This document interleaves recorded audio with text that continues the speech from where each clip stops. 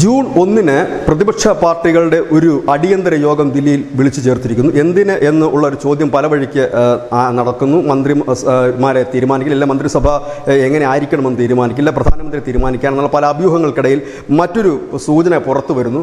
മോദി മന്ത്രിസഭ 3-ാം വട്ടം അധികാരത്തിലേറുന്ന സമയം മുതൽ, അതായത് 2024 മുതൽ 2029 വരെ തുടർ പ്രക്ഷോഭങ്ങൾ വിവിധ വിഷയങ്ങളിൽ ഉണ്ടാക്കുക എന്നുള്ള ഒരു വലിയ അജണ്ടയാണ് പ്രതിപക്ഷത്തിൻ്റെ മുൻപിൽ ഉള്ളത് എന്ന് പറയുന്നു. അതിൽ ഏക സിവിൽ കോഡ്, കാരണം ഈ 2024 പ്രധാനമന്ത്രിയായി മോദി 3-ാമതും എത്തുമ്പോൾ BJP അനവധി ബില്ലുകൾ കൊണ്ടുവരാനുള്ള സാധ്യതകൾ കൂടുതലാണ്. അതിൽ പ്രധാനപ്പെട്ട ബില്ല് ഏക സിവിൽ കോഡ് തന്നെയാണ്.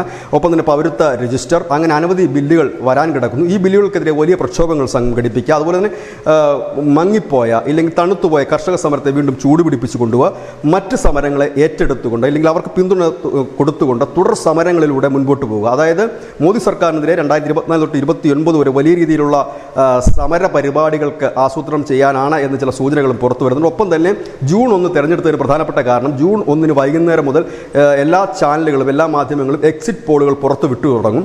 ആ എക്സിറ്റ് പോളുകൾ വരുന്നതിന് മുൻപ് തന്നെ യോഗം കൂടി പിരിയുകയാണ്. ഇല്ലെങ്കിൽ എക്സിറ്റ് പോൾ വന്നതിന് ശേഷമാണെങ്കിൽ മാധ്യമപ്രവർത്തകരുടെ ചോദ്യങ്ങൾക്ക് ഉത്തരം നൽകേണ്ടതായിട്ട് വരും. ഒപ്പം തന്നെ തോൽവി സംഭവിക്കുകയാണെങ്കിൽ അതിനുള്ള ന്യായീകരണം, ഒരുപക്ഷെ EVM-നെ കുറ്റം പറയുന്ന ഉൾപ്പെടെയുള്ള ന്യായീകരണങ്ങളുമൊക്കെ ഈ യോഗത്തിൽ ചർച്ചയായി മാറിയേക്കും. ഏതായാലും തുടർ പ്രക്ഷോഭം തന്നെയാണ് ലക്ഷ്യമെന്നാണ് ഏറ്റവും പുതിയ വിവരം. News desk news India Malayalam.